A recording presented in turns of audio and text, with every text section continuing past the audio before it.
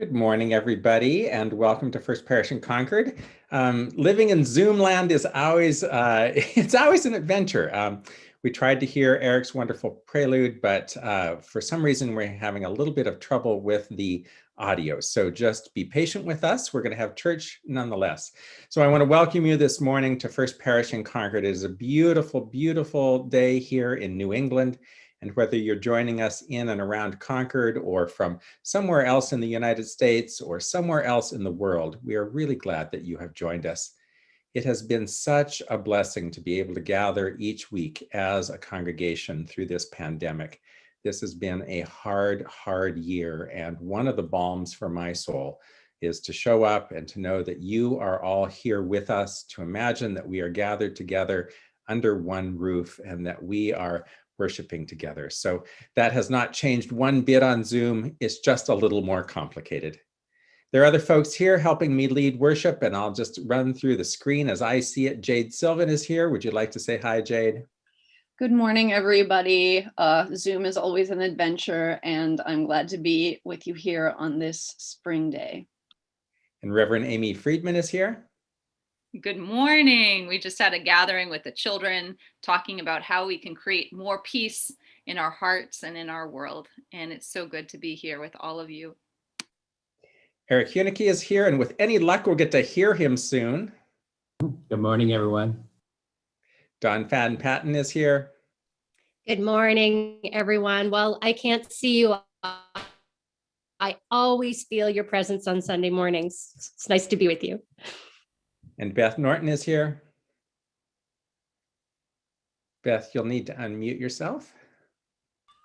Good morning. I was just saying, we're just getting too good at this. Yes, be careful what you wish for. And Lily Vanderzandt is here, making it all work, and mad props to you and many prayers. Good morning, everybody. Great to be here, and thank you for bearing with us. All right, for our call to worship this morning, I thought some words by T.S. Eliot might be appropriate. He writes, "What we call a beginning is often the end, and to make an end is to make a beginning. The end is where we start from. We shall not cease from exploration, and the end of all our exploring will be to arrive where we started and to know the place for the first time." Let us worship together. Beth is going to have us light our chalices this morning. Each Sunday, we light a chalice to unite ourselves with Unitarians and Universalists all over the country, and also to create a space in our own homes together as we are distanced, to set aside this hour. So I invite you to find a candle or a chalice and light it with me. Even that is not working this morning. Here we go. Light it with me. And let's say together our chalice response. O flame of our faith, open our hearts and fill our bodies and souls with persistent strength. Enliven our spirits and engage us deeply in this life of ours, this sacred, essential moment now. And now I invite you to sing with me a song that we've been singing periodically throughout this year as we look back on our past and think about our future. It's Brian Tate's wonderful chant, "Where do we come from? What are we? Where are we going?" And so I'll start it off and go through each of the parts, and then I encourage you to take whichever layer you would like to take and sing along with me at home. So I'll sing each part through once, and then they'll all combine in sort of archaeological layers. Here we go. Ready? Where do we come from? Where do we come from? What are we? Where are we going? Where do we come from? What are we? Where are we going? Where do we come from? Where do we come from? Where do we come from? Where are we going? Where do we come from? Where are we going? Mystery, mystery, life is a riddle and a mystery. Mystery, mystery, life is a riddle and a mystery. Where do we come from? What are we? Where are we going? Where do we come from? What are we?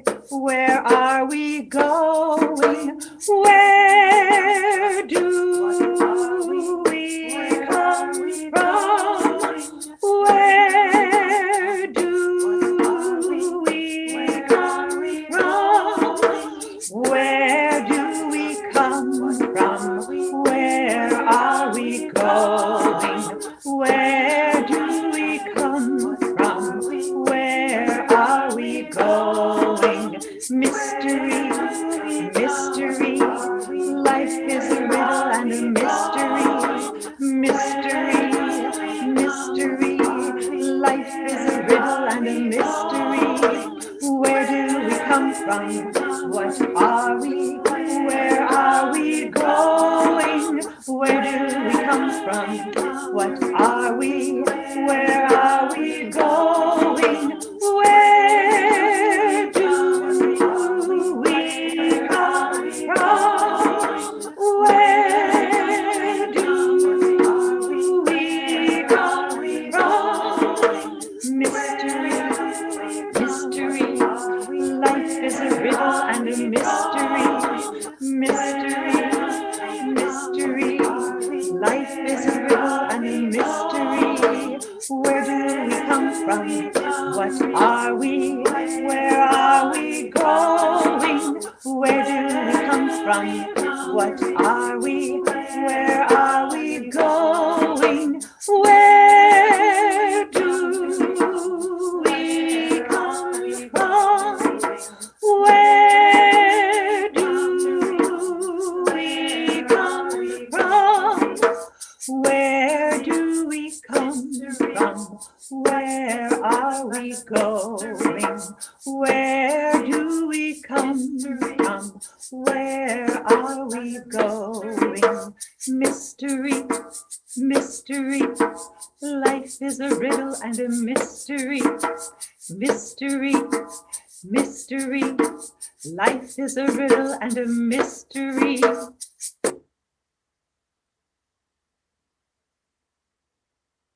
Thank you, Beth, for leading us in song. I want to invite all of the children who are present to pay special attention to this part. We know that there are children and youth with us every Sunday, and we want there to be a special part of the service for you. So I want us to think back long, long before any of us were even born. I know it takes a little more imagination to think before you were born, but all of us can do that because we've heard stories and we know about history. I want us to think way, way back. And I want us to think back to the spring of 1635. That's almost 400 years ago. So the spring of 1635, we know that the town of Concord is founded in 1635 and the church is officially founded in 1636. But imagine what it was like in the spring of 1635, right where our church sits and the town that's around it. Of course, the town wasn't there, right? There wasn't anything there, right? Well, there were a few things there, and that's what I want to talk to you all about. So as far as buildings go and things like that, no, there wasn't much there. The church wasn't there, certainly, and all those houses were not there, and Wright Tavern was not there. But there were people already there in the spring of 1635. And Lily has a slide that she's going to put up. This is a slide of where two rivers come together and make a third river. So this is you're going to see the Assabet and the Sudbury rivers come together to form the Concord River at a place called Egg Rock. And this is a very spring photo. You can just see a little bit of green in the photo. So we're looking as if you were in a kayak or a canoe from the river looking at Egg Rock. Well, Egg Rock was a very important place for the native people who lived in and around Concord, because it was one of those signposts on the river When you got to Egg Rock, you knew that if you went one way, you'd go up a different river. And if you went the other way, you'd go up the other river. And so it's an important place. It's also a really interesting looking geographic form. You know, it looks a little like an egg there submerged in the water. And if you look at the reflection, you can see the full egg. So it was not only a signpost on the river, but it was a bit of a holy site too. It was an important place for Native Americans. And in the spring of 1635, there was a group of Native Americans that were living not too far from Egg Rock.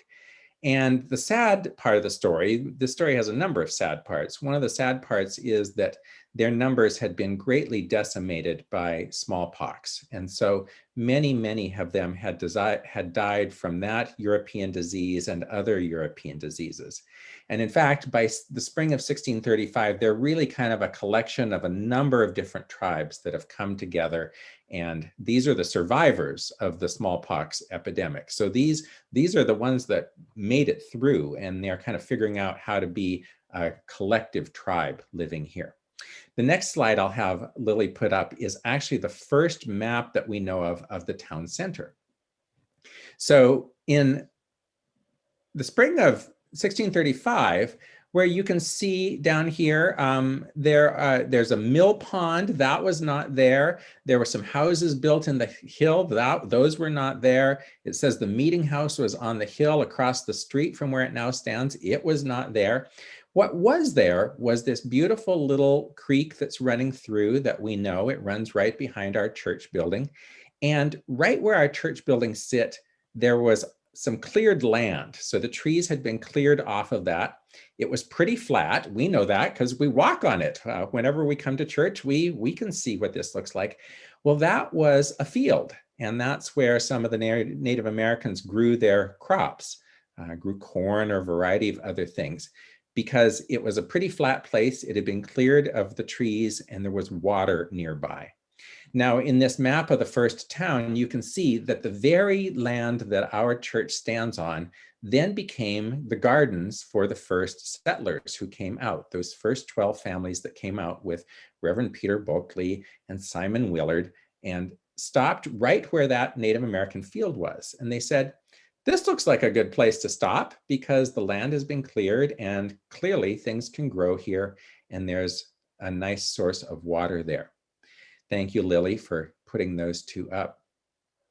And we'll go to the third one in just a minute, but let me talk a moment. So what happens is that those first Puritan settlers come out from Boston, and like some of our ancestors, they didn't really pick a good time to do it. They come out a little bit late in the year and a hard winter's coming and they hadn't really planned. So they get there and what do? They say, oh, here's a nice place for us to stop. How are we going to get through the winter? And they dug some rudimentary houses by scraping into the side of the hill and making almost little caves for themselves. And they did some trading with the Native Americans that were nearby. And as the winter went on, the Native Americans saw that these white people were in some trouble and so gave them even more help to get through the winter. And then by spring, you know, they could plant their own food and things like that.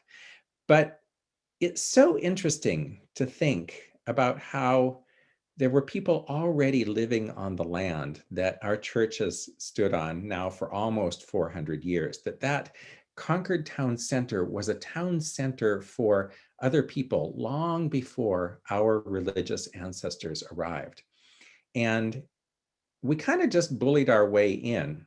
Yeah, we had a piece of paper that said that we'd purchased this, but the Native people didn't really get what they deserved for that. And then they had to kind of live with those white people that had just come bumbling out from Boston to live in Concord.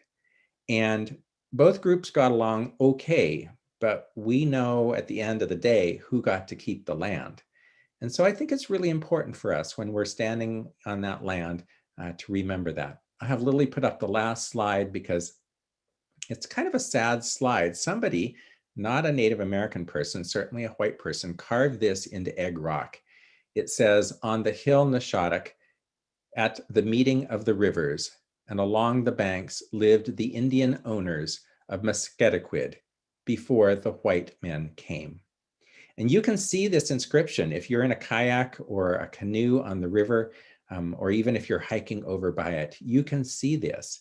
And it's interesting because it's written to be seen from the river, to be seen from that early highway that the native people used.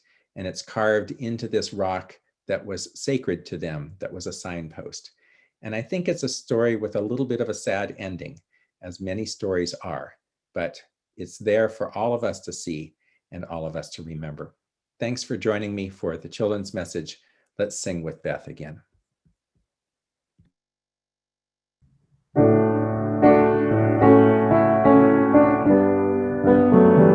Let us open our eyes to see what is beautiful.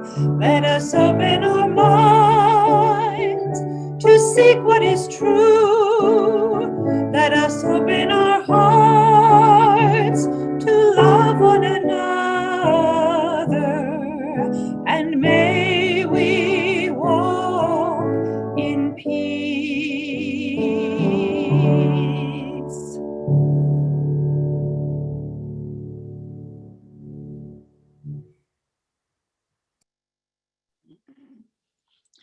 Our reading today is from Reverend Jim Sherblum's recent paper. Yet, being the richest person in Concord before the winter of 1635, Reverend Peter Bulkeley's sons and servants built him a proper English wood-framed house with semi-transparent oiled paper covering the windows so that Bulkeley and his growing family could live more in the style to which they were accustomed. The town's selectmen, male heads of household owning property could male heads of household owning property could vote or join the church or hold public office. They voted to allow Bulkeley to dam and flood the brook, subsequently named the Mill Brook, to build the town's first grist mill and tannery. In doing so, they destroyed a ware or fish trap long maintained by the indigenous people as a source of food. So the following year, the colonists made another agreement, compensating the indigenous people for the loss of their fishing rights, along with planting grounds that had previously been created by the Massachusetts tribe, so that these two distinct peoples and cultures could learn to live together in peace.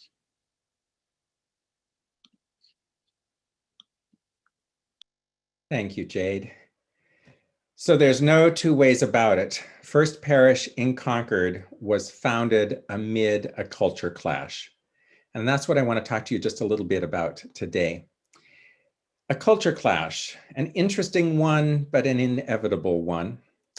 Between 1620 and 1645, the Great Puritan Migration came over from England and from Holland, and they settled in New England and started developing towns. Now, Concord has the distinction of being the first inland town, the first town away from a major waterway, away from the ocean or a major river. So it's always prided itself on being the first frontier town in America, and that it was. The truth was, though, that Boston was getting a little too crowded and Salem was a little too crowded, because what was happening was there was enough religious persecution in England that folks were fleeing from different areas, and they would then come to the colonies and set up their own place. And part of this was for religious freedom, but also part of it was because they wanted to have their own land and they wanted to start over afresh.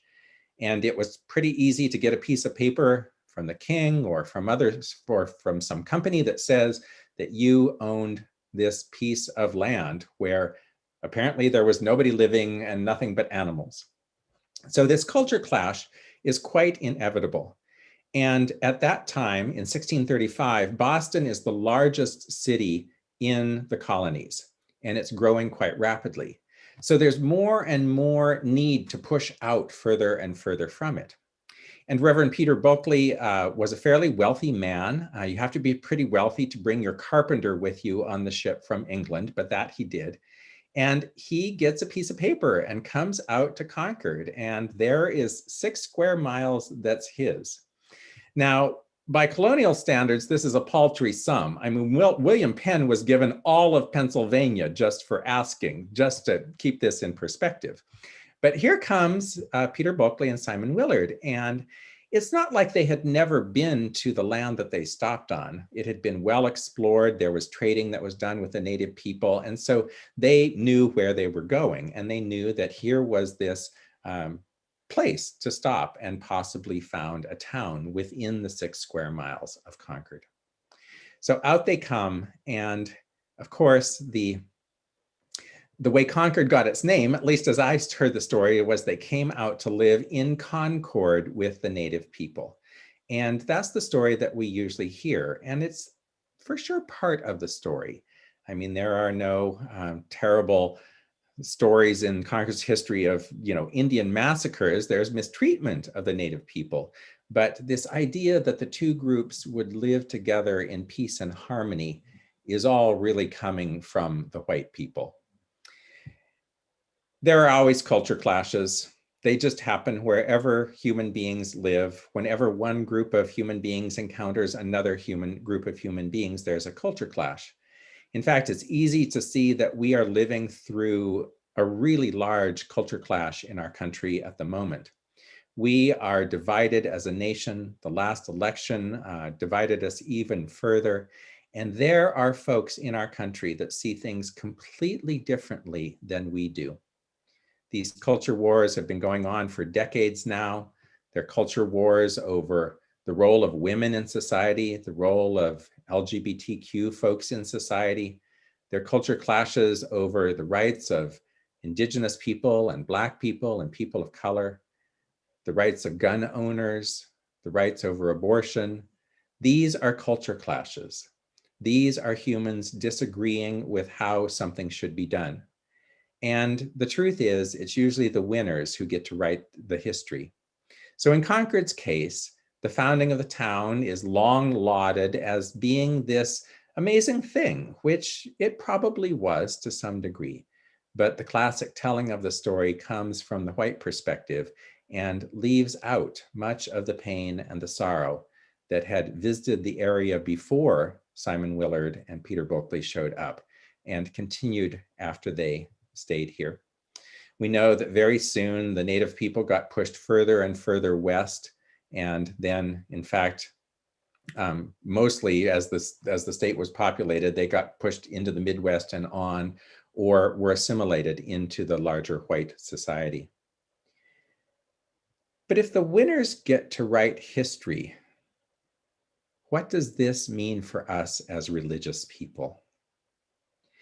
Because there's one thing that I know, like I know nothing else, and that is that God does not side with the winners. God is not interested in the rich. God is not interested in the powerful. God is not interested in those who come with a sword.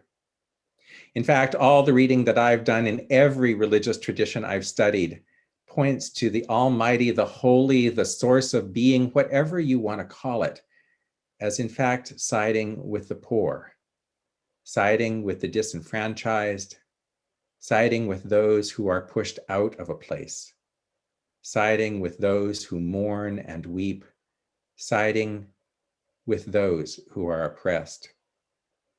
We've just come through Passover, we've just come through Easter, both major stories of how God sides with the oppressed, sides with the outsider, and how that is how we are expected to live too. So what does it mean for us? What does it mean for us to be the inheritors, almost 400 years, of this beautiful piece of land with its hill across the way that has so many of our dead buried on it, of this beautiful stream that runs behind our church, of the trees that stand? What does it mean to be the inheritors of this? I think that our founding myth needs a little re-examination, because the other thing that I know is that founding myths provide the DNA for an organization. how you tell the story of how your organization was founded, how your family was founded, how a state or a country or a town were founded, reinforces the things that you hold dear and perpetuates the things that you value. And this is your DNA. And I want to just gently ask this morning, what would it be like if our DNA as a congregation was a little bit different? Not that we need to go blaming folks or shaming folks or rewriting history. What I want to do is I want to complicate the history. I want to make the history bigger. I want to make it more complex. And I want us to be able to not be afraid of telling the hard parts of the story, the sad parts of the story, the parts of the story that we'd rather forget. I wonder how it would change us as a congregation to not be the church founded by heroes, to not be the church that always got everything right, to be more a church that can be humble and can see in its own founding story how it may perpetuate some things it wants to change to this day, how it might be open to hearing other sides of the story, and how it might grow and change from that. And even more, I wonder who would find us and who would want to join us and who would want to be with us because our founding story was more complicated, because they found our honesty appealing, because they found here room for them. This is what I wonder this morning. And I think that we're given a great opportunity. This year of exile, this 18 months of being apart, is going to allow us to come back together in a different way and in a new way. And we're not going to just do all the same things that we used to do in the same ways. That would be foolishness. I think we're going to come back to something new and different, more honest and more complex. And what a blessing that would be from this pandemic. There's a question for you. Lily's going to put a slide up here. I'd love to hear in the chat, how does acknowledging that Native Americans lived on this land before you change your relationship to it and to them? How does acknowledging that Native Americans lived on this land before you change your relationship to it and them? I'll read a few of the responses after we hear Beth play some music.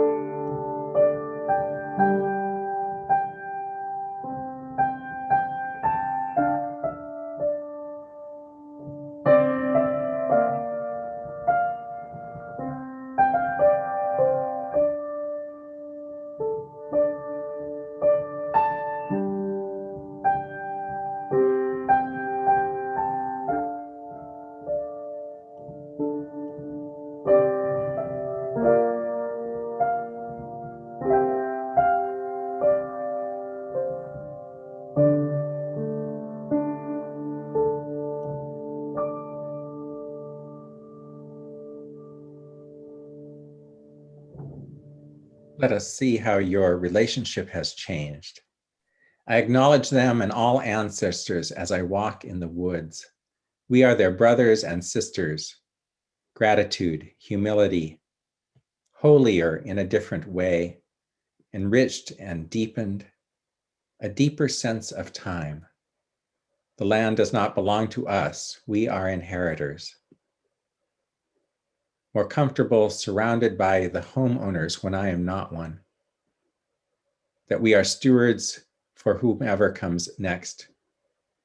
Humility and humanity. We would seek their forgiveness. More grateful for the contributions of our first peoples. Lots of repeats here. We are still here. I feel more connected to them. We are all visitors here. Native Americans are still here.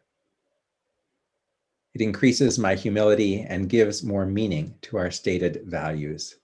There's lots more here to read in the chat when you get a chance. There's lots of really good ideas there. Thank you all. Let us hear the choir now.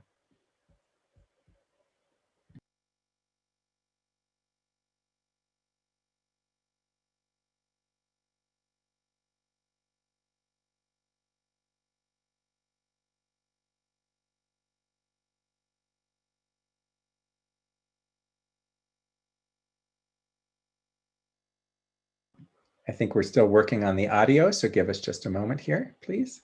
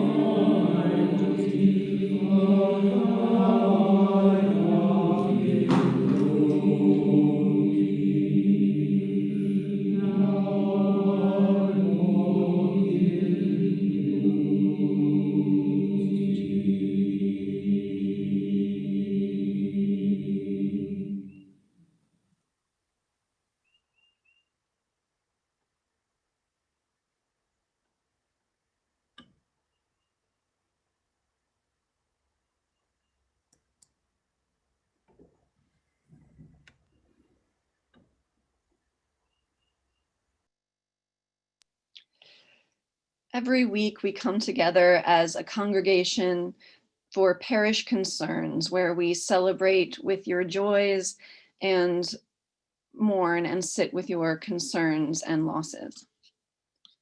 This week, we mourn Cindy Chetwynd Fredo, our former ministerial intern who has died at age 66.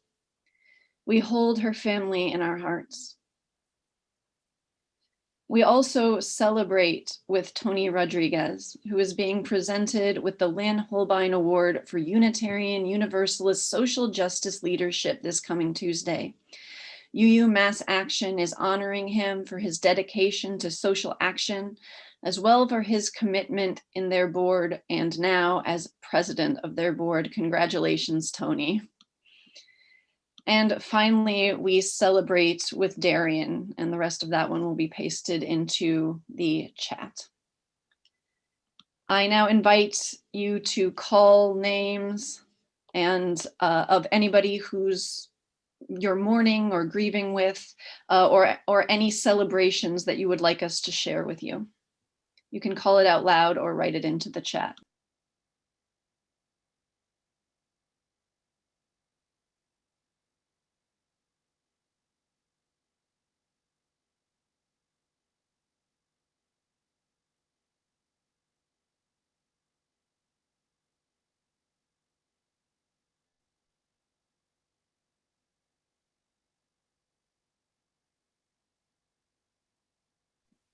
And we'll now sing Spirit of Life.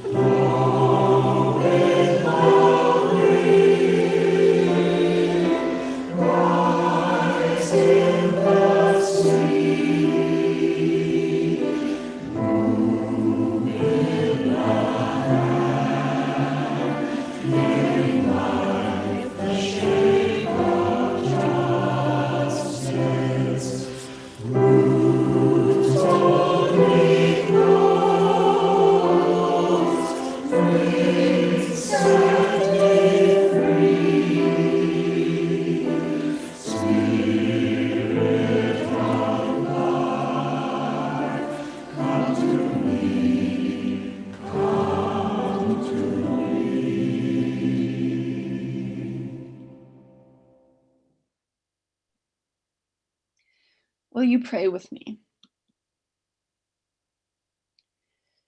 Dear God, may we atone for the sins of our DNA. Let us open our eyes to see the vastness of history, to rewrite our founding myth. May we continue to learn where we came from and who we are, so that we may direct where we are going. Let us open our minds and remove the pedestals under our founders, to remove the hero's glamour from these figures, to recast them as humans who did both good and bad. May we teach our children the truth of our history, not to engender shame, but to help illuminate the path forward. Let us open our hearts and not hide in shame as we learn more about the sins of our ancestors. For shame can freeze us, and there is so much work to be done. May we forgive the sins of our DNA, so that we may, with the divine, side with those who are oppressed. Let us open our hands. May those of us who are white do the work to earn forgiveness for the sins of our ancestors. May we cease hoarding wealth. May we move toward reparations for Black and Indigenous people. May we thusly side not with the conquerors, but align ourselves with the divine to create, starting now, a more just world.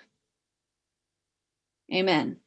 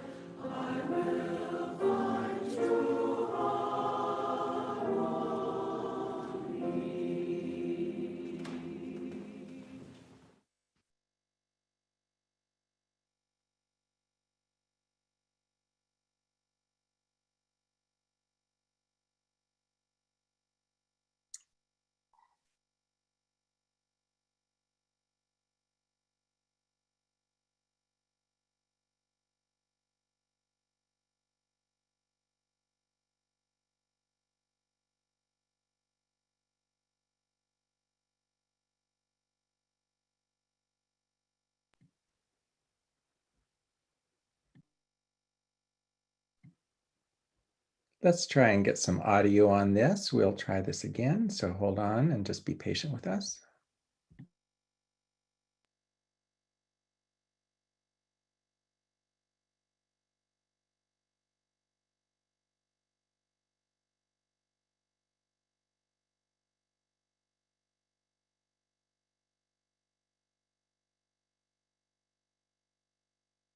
Social Action Candle. Let's learn about a new Laying the Groundwork group. The group is bringing a UUA project to all of you. Together, we will explore and change structural and systemic racism and white supremacy culture in Unitarian Universalism. Let's hear more. As Sophia Betancourt said at General Assembly 2018, we can never be the bearers of love and justice that the world so desperately needs if the foundation that sustains us is still perpetuating the very problem we long to solve. Good morning, everyone. I'm Lois Suarez. And I'm Holly Jones-White. We are volunteer members of the Laying the Groundwork Committee. We light the Social Action Candle in recognition of the 2020 report to the UUA General Assembly from the Commission on Institutional Change. This report is called Widening the Circle of Concern. The role of Laying the Groundwork group is to inform the entire congregation about Widening the Circle of Concern report, to respond to any questions or concerns from the congregation, to generate interest and recruit for the proposed First Parish Commission on Institutional Change that would determine possible changes to more fully live our Unitarian Universalist values of diversity, equity, and inclusion. The proposed commission would do this by leading the congregation in looking inward to review our policies, structures, practices, traditions, culture, history, economics, and the physical campus. Addressing the dual pandemic of systemic injustice and disease, we share the words of Anya Samuel Michaels, Benediction for People in Pandemic. When faced with such as this, we can turn toward one another, or we can turn against. We can ignore the cries of our neighbors, or we can let them cry into the arms of our witness. We can respond with indifference to systemic injustice, or we can commit to its undoing. Good souls, tales will be told of how we responded when this particular hell was visited upon our earth. Let us know, and let it be said by generations to come, that when the pain of our separation was revealed, we moved closer to the promised land of our beloved community. Amen. Blessed be. Please join us in this journey as we widen our circle.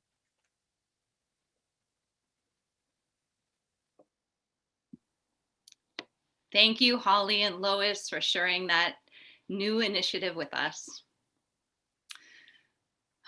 We've heard so much from Howard about our past. We just heard a little bit about our future. And we choose to be here right now. We are First Parish in Concord in this moment. And it is through our presence, through our care, our leadership, that this legacy continues. And so as a part of our service today, we ask that if you are in a financial position where you are able to make a contribution to sustain this community, that you may do so. And we also at the same time support another organization. We share the plate. So 50% of any money contributed will sustain our ministry as First Parish, and the other 50% will go to the Louis D. Brown Peace Institute in Dorchester, which many of you know from our Walk for Peace in downtown Boston, and all of the wonderful work that is done to teach about ways of peace, but also to bring healing to families that have experienced homicide. And so if you are able to make a contribution at this time, you will see a number that you can text your contribution. You'll need a credit card to do that if it's your first time doing so. And of course, you're also welcome to mail a check, or you can make a donation online. And I want to say how much we appreciate the many ways that you support our congregation, whether through your time, your leadership, or your annual pledge. Thank you.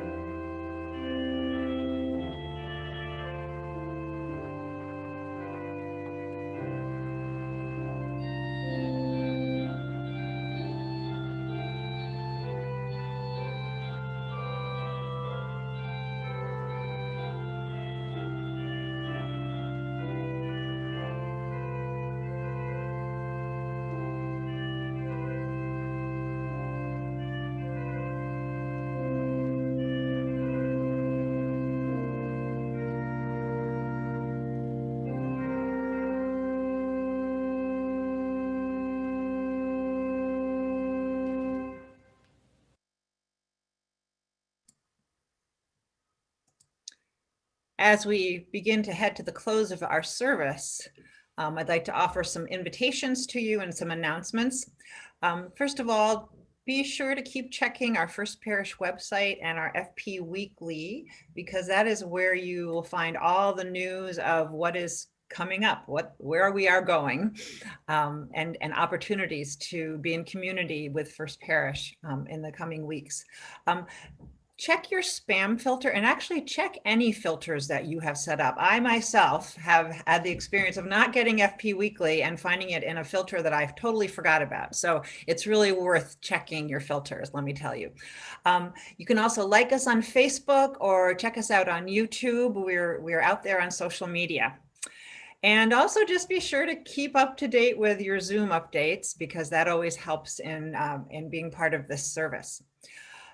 We want to remind you about the First Parish Family Reconnect from 9 o'clock to 9:30 on Sunday morning, which happens before this service.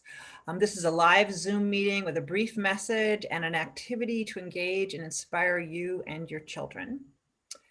If you're interested in the worship sharing circle, that will begin right after the service and run until about 11:30, and you'll see a link to that in the chat. And now I think I will introduce Kate Sverchek to tell you about Coffee Hour.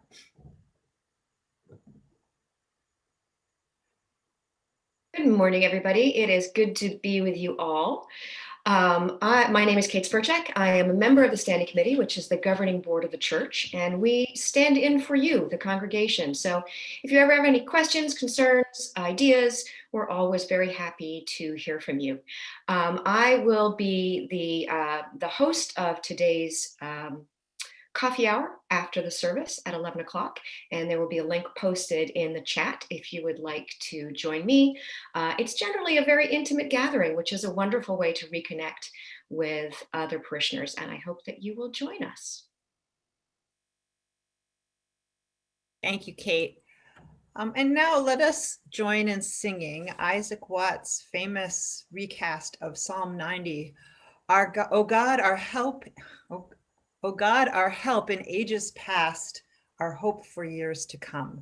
Please join in singing this hymn together.